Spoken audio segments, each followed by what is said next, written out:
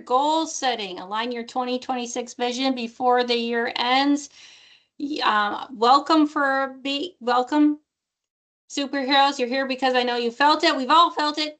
The drain, the year-end drain. Maybe you haven't ended 2025 where you wanted to, and you want 2026 to shine like it could, brighter than the sun. And so you might be here going like, let's do this. Let's get 2026 done. Let's make it purposeful. What we're going to do next is we're going to say the oath. The Empower People has an oath, and we say this at every single event, every single course we offer, everything we do, we say this oath because we believe this oath wholeheartedly.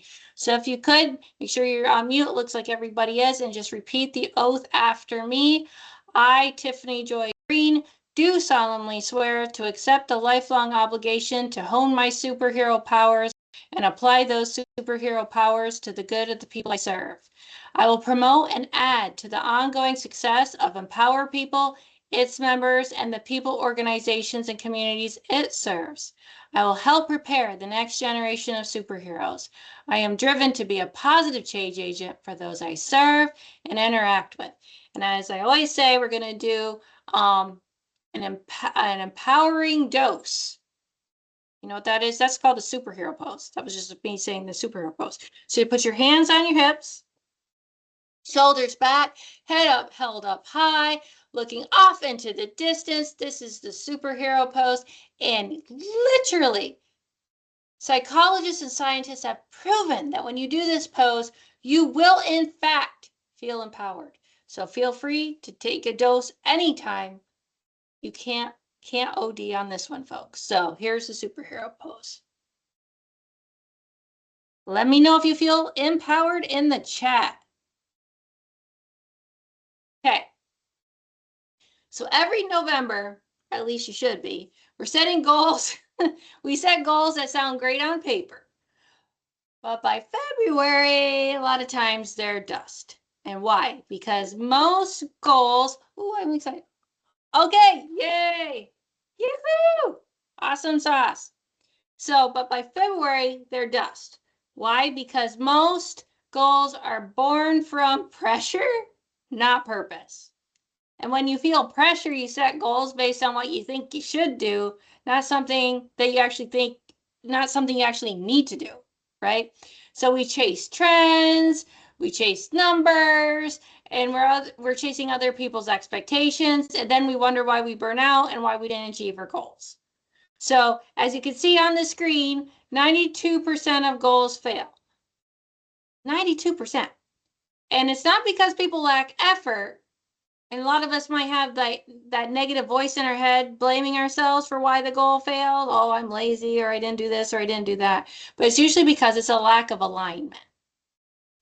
So today I'm not teaching goal setting per se, I'm teaching goal alignment, because when your goals reflect your purpose, execution becomes natural. So research shows, going back to that 92% of goals that fail, so research shows that as many as 92% of goals never achieve their goals, not because they lack effort, but because they lack alignment. And that was actually studied by the University of Scranton, and it was published in the Journal of Psychology in 2007. So it is not a made-up number, folks, and we know we got to pay attention to our facts, because you never know where these facts come from nowadays. So that is in fact a fact. So when you hear a lot of times too, and I'll reference this, is at the beginning of the year, what is the number one New Year's resolution? To lose weight, right? And so that's why, you know, right after Christmas, you start seeing all these weight loss ads. And then like so many people set as their New Year's resolution, I am going to lose weight this year. I'm going to be my ideal size, whatever the case might be. I'm going to lose 20 pounds, whatever that goal is. And then think 92% of those people are going to fail. Why is that? Because a lot of times when people set up a goal to lose weight, it's not necessarily because it's tied to their purpose. It's tied to something they think they have to do or something they think they should do. And so they fail at it. So I'll use this as an example before I get into learning outcomes. So after I had my daughter, I was I was not overweight, but I was like on the high end of average.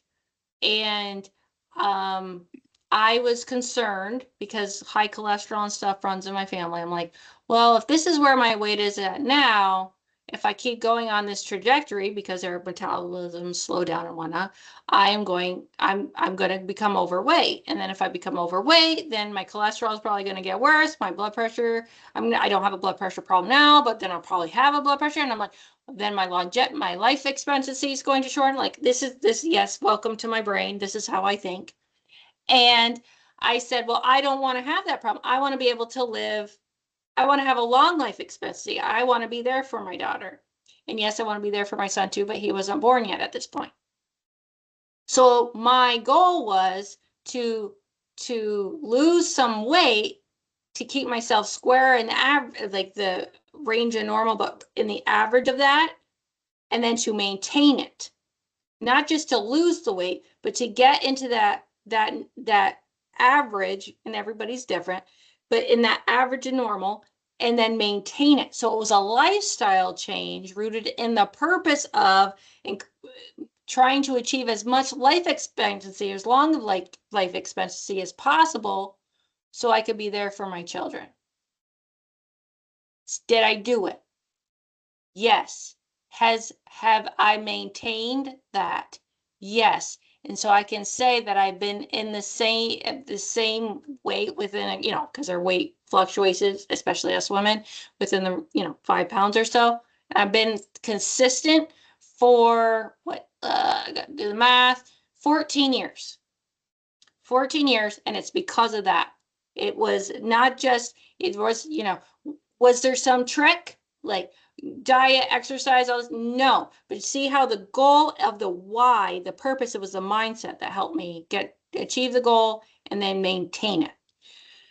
So what are the learning outcomes that we're going to have today? We're going to translate you're going to translate your 2025 lessons into aligned 2026 goals. You're going to apply the 3-step purpose-powered planning framework. I mean, why do I do this myself? Let's take a moment and go, why do I do this myself? Apply the 3-step purpose-powered planning framework. Yeah, I guess I like a challenge. Connect daily actions to your deeper purpose and leave with 3 goals that actually matter. Okay. So let's dive right in. Step 1, let's reflect on 2025. So when we reflect, what we're looking for is not to get lost in history, but to learn our patterns, because purpose hides in patterns.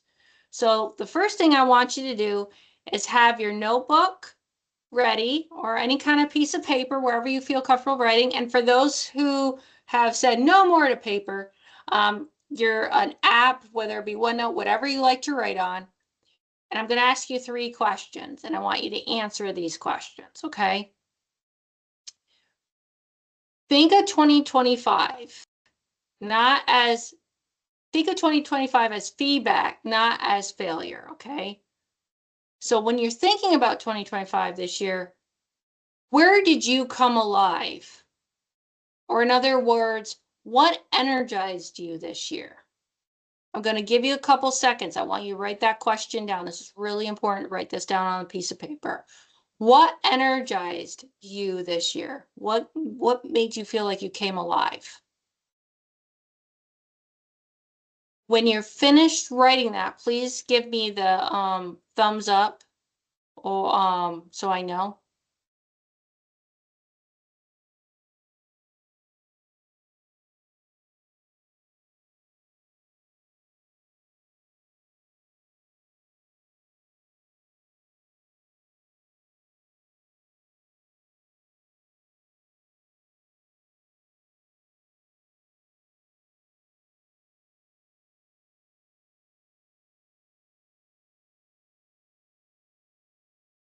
Thank you, Lee.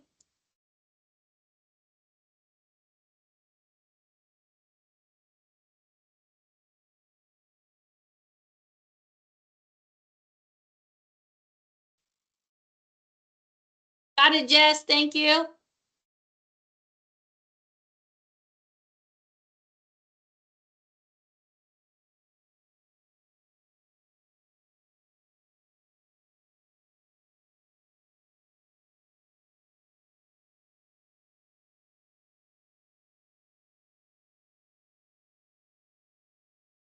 Just a couple.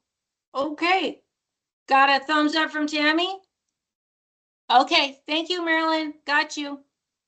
If you're unable to write as you're working, my advice is just keep track of the questions and then you can do them later. Okay. My next question is, what drained you? And what I mean by that is like, what zapped your energy? What felt like it just took your very essence away? I don't know if that was trying to borderline Robert De Niro there, but let's pretend that didn't happen. So what drained you in 2025? Write that down, give you a couple minutes, and then give me a thumbs up when you've written that down.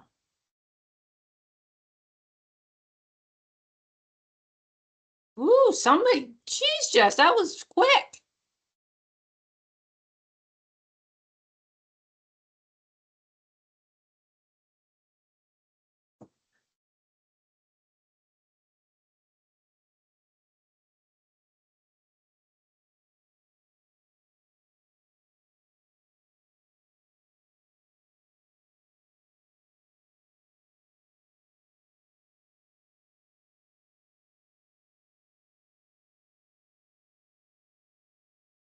Give you another minute or so. I'm on the lookout for more thumbs. Woohoo! Got another thumbs up.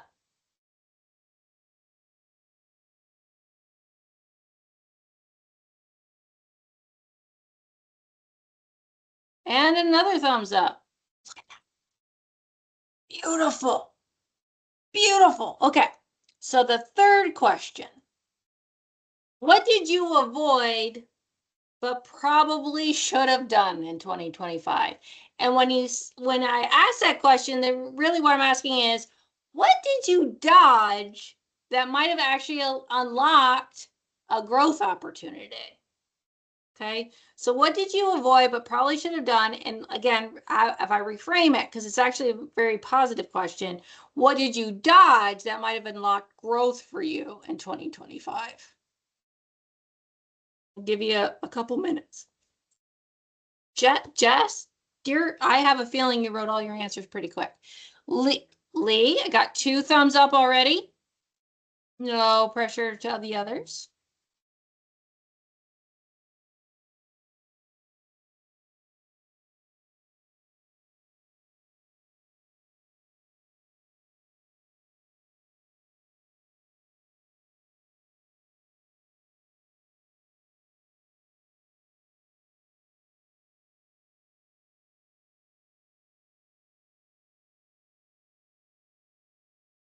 We'll give you just a couple more seconds.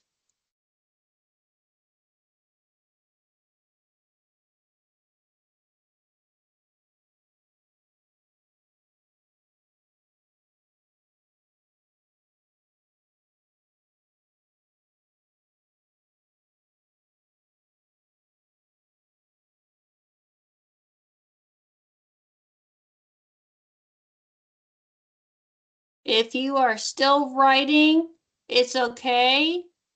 I am going to move forward, but just make sure you're wrapping it up. And if you need to go back, oh, Tammy, there we go. Okay, I think we got everybody now. Okay. So here's step 2. This is the purpose-powered planning framework. Yes, I did it to myself. The alliteration is crazy. Okay, so this is the formula for sustainable success. So step 1 is to align. Every goal should reflect your purpose. If it doesn't align, it's a distraction from your purpose, okay? Then step 2 is simplify. Clarity thrives in constraint. Kind of like when we think about children and we say structure, right? Kind of same concept. Clarity thrives in constraint. Focus on what creates the most momentum. And then 3 is activate. This is where you set metrics that prove progress, not busyness. How many times, whether it be in your business or in your personal life, you define progress by tasks being completed? Raise your hand if you do that.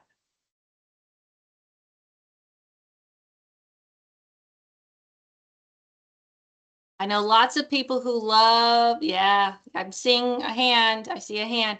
A lot of people love the task list and oh, okay, here we go. We're getting more hands and being able to cross the tasks off.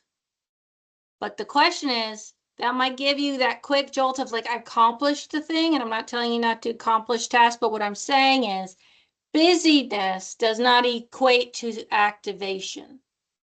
I feel like that's a really important comment, so I'm going to say that again.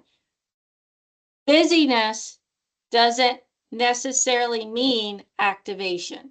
So I'm not going to put anybody on the spot right now, but I know, and I know there's somebody here who may have affiliation with a nonprofit, right?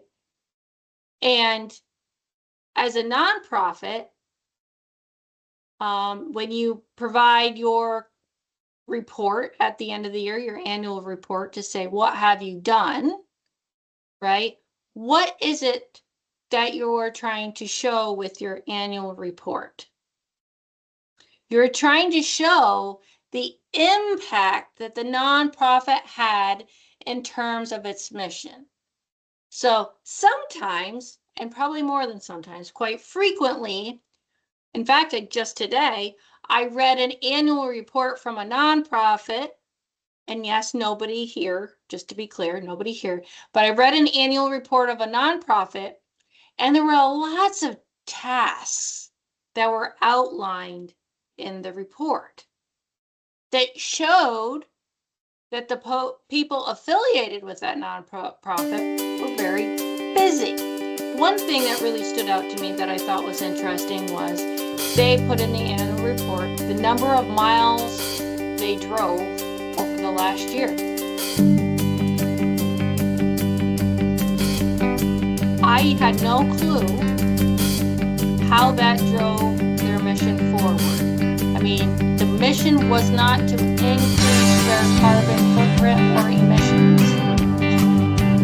So that was not tied to the purpose or the mission of the nonprofit. However, in that annual report,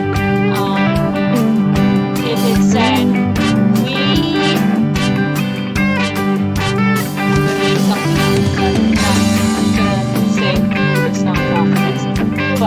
we helped start up 20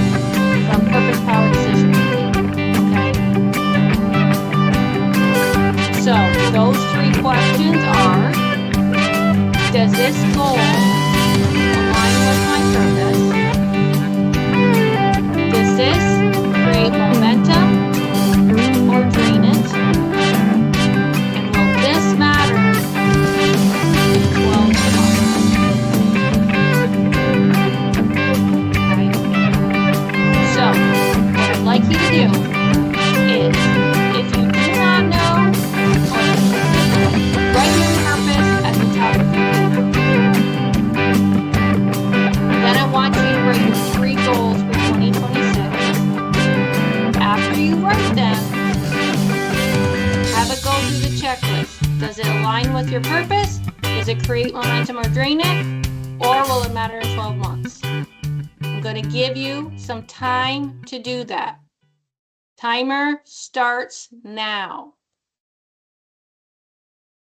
When you're done, please give me a thumbs up.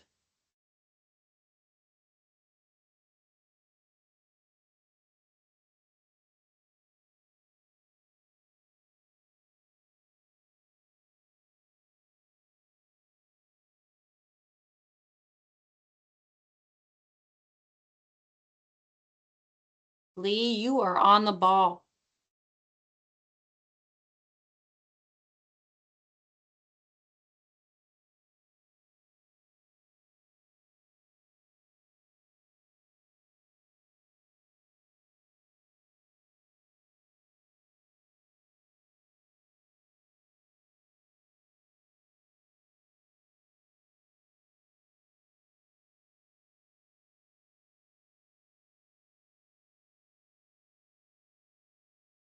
Ooh, Jess got a thumbs up.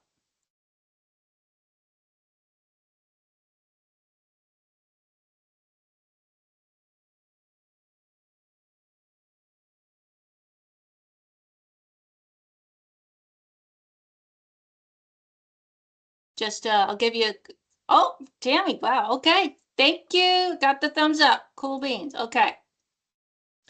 So after I conclude the course part, I will ask that somebody may want to share their purpose aligned goal with the group, and so we can hear what a purpose aligned goal sounds like in action, okay? So what did you learn today? Alignment creates achievement. The number one reason most goals fail is because it's actually not aligned with your purpose. And so when alignment creates achievement, that's the difference between exhausted leaders and empowered ones. And for those running like a nonprofit, it's also an exhausted board or an ineffectual board versus an empowered board. So now that you have your 3 goals and a framework that will serve you, you will have a framework that will serve you in your business and in your personal life. We have, if you like this, if you're like, hey, this is pretty cool, we have Momentum Mondays every Monday at 12:30 Eastern time, where we take your purpose, we come up with 3 actions, and we grade them, and you have your action that you must get done for the week, and we hold you accountable. We also have a MoxieGuide Purpose Report. If that's something you're interested in, I've created a MoxieGuide bot that'll help you uncover what your purpose is, as well as your legacy, your values, and how to make decisions based on your purpose. So we have that. So if you're like, oh my gosh, she just told me to write my purpose down, I'm not really sure, MoxieGuide can help you with that as well. So thank you for taking part in this course. I'm going to stop recording, but for everybody here, I'd like to hear from you what your experience was with this activity and what goals have you set up now for 2026. But for those who are going to be watching the recording later, thank you for joining us. Remember, Empower People's where people are power, and let's evolve together.